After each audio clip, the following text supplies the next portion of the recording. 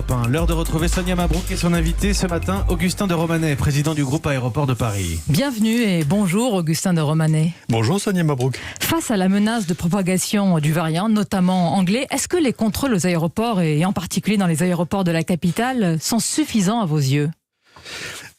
C'est une question qui ressort des pouvoirs publics, puisque les pouvoirs publics sont les responsables de la sécurité sanitaire du pays. Ils ont aujourd'hui décidé d'un dispositif avec 3 volets. Les pays réputés rouges, dans lesquels vous ne pouvez pas venir en France si vous n'avez pas un test PCR avant même de rentrer dans l'avion. Les pays dits orange, qui sont des pays dans lesquels vous êtes obligé de faire un test à l'arrivée, aujourd'hui plutôt un test antigénique. Et puis les pays verts, qui sont les pays de l'Union européenne, plus l'Australie, le Japon, la Nouvelle-Zélande, pays, voilà. Et au fond, la question est de savoir, elle se pose aujourd'hui principalement pour les pays européens. Beaucoup de passagers se plaignent et disent, mais finalement, quand on arrive à l'aéroport, on n'est pas testé. Beaucoup de témoignages. Voilà. Hein. Mais il faut bien se rendre compte que nous avons collectivement décidé que nous étions dans un espace européen où nous avions des protocoles sanitaires comparables. Et au fond, c'est dans l'esprit, c'est presque aussi dangereux d'aller d'Alsace en Franche-Comté ou de Franche-Comté en Normandie que d'aller de Slovénie en France. Cela dit, il faut ne laisser aucune zone d'ombre. Et il me semble que... Mais ça, c'est la responsabilité des pouvoirs publics. Oui, très bien. Mais l'avis du patron que vous êtes. Alors moi, je pense que d'abord, j'ai décidé de maintenir les caméras thermiques quoi qu'il arrive. J'ai beaucoup de collaborateurs qui me disent à juste titre que ça coûte cher. Mais même si nous ne détectons qu'une personne par semaine, ça suffit. Donc je maintiens les caméras thermiques, y compris pour les pays verts. Ensuite, pour ne pas laisser de zone d'ombre, il faut continuer à faire ce que fait dès aujourd'hui l'ARS. L'ARS multiplie le séquençage du génome.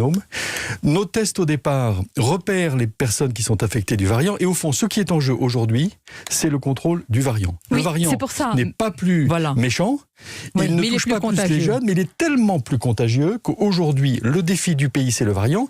Et si j'avais une recommandation à faire, ça serait de ne pas se concentrer uniquement sur la question vaccinale. Regardez Israël. Israël a 9 millions d'habitants. Il y a déjà 1 million d'habitants qui ont été vaccinés et pourtant, la circulation du virus ne ralentit pas du tout.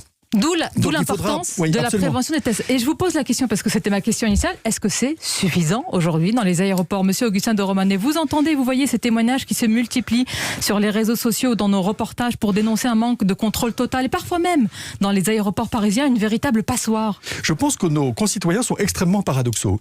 Encore une fois, ils ne critiquent pas le fait qu'on puisse passer de Franche-Comté en Alsace ou d'Alsace en Franche-Comté sans avoir de test. Bon, à la limite, passer d'Allemagne en France, c'est un peu pareil. Sauf que, il est exact que vous avez des personnes, par exemple, qui utilisent des aéroports de correspondance pour venir en France sans être testées. Je prends l'exemple de la personne qui vient des États-Unis. Eh bien, elle passe par Amsterdam et elle n'est pas testée. La personne qui vient de Rio de Janeiro, elle passe par Madrid, elle n'est pas testée. Ça n'est pas acceptable. J'ai déjà eu l'occasion de l'écrire à plusieurs reprises au pouvoir public et c'est vrai que...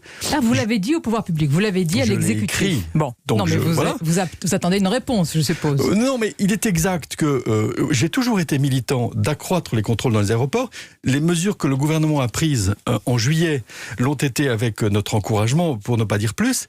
Et aujourd'hui, il est exact que je ne me choquerai pas si des mesures de contrôle supplémentaires étaient prises pour les personnes qui arrivent en avion, notamment pour les personnes qui arrivent en avion via des hubs de correspondance en provenance de pays rouges. On a compris. Et le fait que les voyageurs en provenance de l'Union européenne soient exemptés de tout contrôle, ça peut paraître illogique quand même, parce que la réciprocité n'est pas vraie. Je vous donne un exemple, monsieur de Romanet. Un voyageur italien qui arrive en France passe sans problème. Un voyageur français qui arrive en Italie doit avoir le test.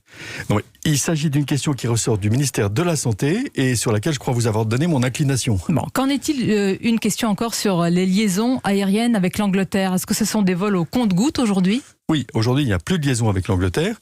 Et donc, évidemment, le variant est tellement contagieux que ce sont des mesures que nous comprenons parfaitement. Donc, demande de test, mais est-ce qu'il faut aussi une quarantaine pour ces voyageurs-là ? Je pense que le variant est tellement contagieux qu'il faut 14 jours. Une quatorzaine, et à titre personnel, j'ai toujours été militant d'un État efficace, et qui dit un État efficace dit que parfois il faut avoir des méthodes de pays asiatiques. Et s'agissant des personnes qui sont contagieuses, je recommande, alors je sais que ça va pas être populaire, un arrêté privatif de liberté qui soit contrôlé par des appels aléatoires de la part de la Caisse nationale d'assurance maladie. Parce que, objectivement, une personne qui est contaminée c'est une menace pour son environnement et ça justifie qu'on lui impose de rester chez elle. Ce n'est pas populaire du tout, mais vous le dites en responsabilité aujourd'hui. Ça doit être fait. Comme j'ai déjà dit depuis 6 ou 7 mois, ça ne me dérange pas de le répéter aujourd'hui. Je ne suis pas du tout hostile à des arrêtés privatifs de liberté pour les personnes qui sont contagieuses,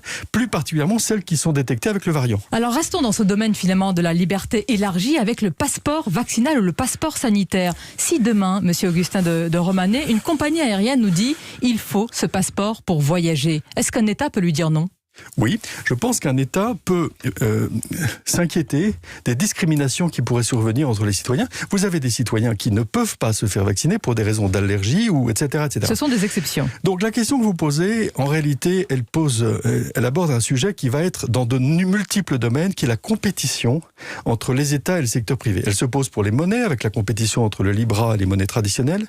Elle se pose pour l'information, avec les grands réseaux d'information qui peuvent faire des actes de censure, comme on l'a vu avec Twitter, et elle se pose aussi avec cette question sanitaire.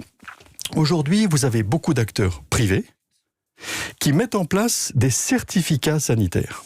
Certificats qui visent à permettre de donner une garantie, une force probatoire à la qualité du laboratoire et à la qualité du résultat du test. Par exemple, pour des pays du Maghreb, on a parfois des inquiétudes de laboratoires qui ne sont pas forcément aussi professionnels que dans d'autres régions du monde.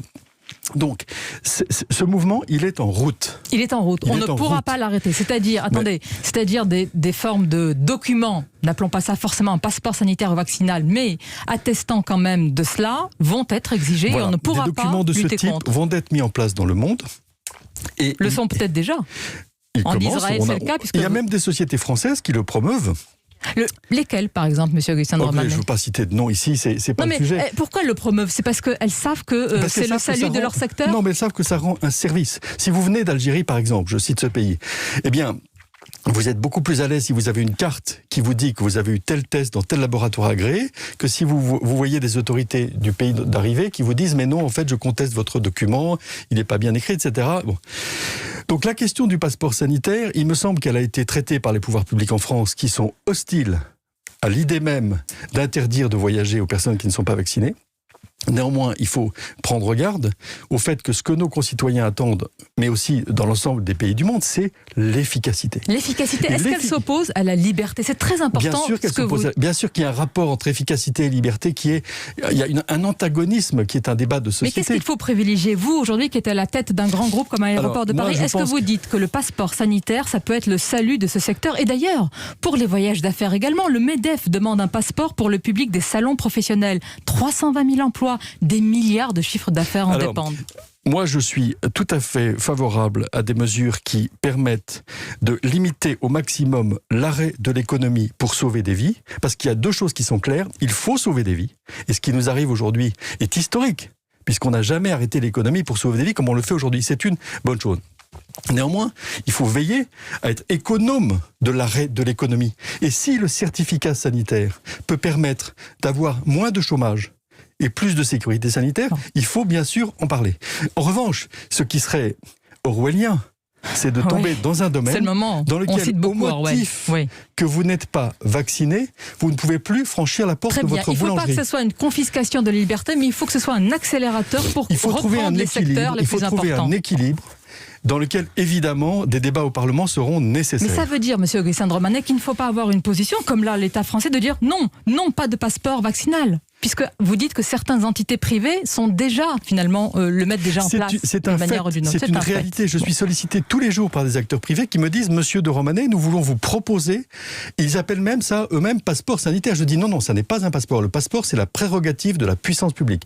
Que vous vouliez mettre en place un certificat, une espèce de garantie de ce que les tests... Et même demain matin, ce qui est en jeu, c'est en réalité toute votre vie sanitaire, puisque vous aurez les tests Covid, vous aurez les vaccins Covid, mais vous aurez aussi peut-être votre groupe sanguin, vos dernières analyses de laboratoire, etc. Attendez, ça pose d'immenses questions médicales, éthiques pour les aéroports de demain. Je le disais tout à l'heure. Mais pas seulement pour les aéroports, pour la société. Bien sûr, les aéroports sont au cœur de la connectivité du monde, donc ils y sont sensibles. Mais c'est pour toute la société. Pour toute la société. Donc, on a bien compris que ce passeport, ou en tous les cas ces documents, constituent aussi des échanges et parfois une concurrence entre pays. Quand on regarde aujourd'hui les liaisons, Monsieur Augustin de Romanet, à l'intérieur de la Chine ou de l'Inde, qu'est-ce qu'on remarque? Tout est reparti? Oui, tout est reparti. Comme avant. En Chine, 90%, en Inde, 65%. Incroyable. Qu'est-ce que cela dit de ces pays-là qui sont déjà repartis? Ça dit que, pas seulement de ces pays-là, même au sein de notre pays, la France. Regardez ce qui s'est passé à Noël entre la métropole et les dom-toms. La première destination des avions pendant la semaine de Noël, ça a été la Réunion, la Martinique et la Guadeloupe. Songez que pour la Réunion, la Martinique et la Guadeloupe, le trafic cette année à Noël n'a été que 17% inférieur à celui de l'an dernier, alors que l'ensemble du trafic est inférieur de 70%. Donc il y a quand même des choses d'abord positives, il y a cette envie de reprendre l'avion, cette préférence, et peut-être pour vous des chiffres qui seront publiés, je crois, la semaine prochaine, plutôt positifs? Bon, écoutez, moins négatif que prévu, on va dire. Beaucoup moins négatif que prévu pour la semaine de Noël, mais en revanche, nous restons avec une perspective de trafic qui ne sera pas supérieure à la moitié de ce que nous étions en 2019. Et une échéance, je crois, pour conclure, assez incroyable, c'est à partir de 2024 ou un peu plus pour que le trafic redevienne normal? Écoutez, les concours de Madame Irma sont lancés entre 2023 et 2027. Non, mais comme vous êtes évidemment un expert de ce secteur, c'est plutôt... Entre 24 et 25, je dirais. Bon. Et on verra, c'est une compétition aussi géopolitique entre pays, une reprise évidemment. Merci Monsieur Augustin de Romanet, c'est intéressant de vous écouter sur ces différents sujets et sur l'avenir également qui s'esquisse dès aujourd'hui. Bonne journée à vous ainsi qu'à nos auditeurs.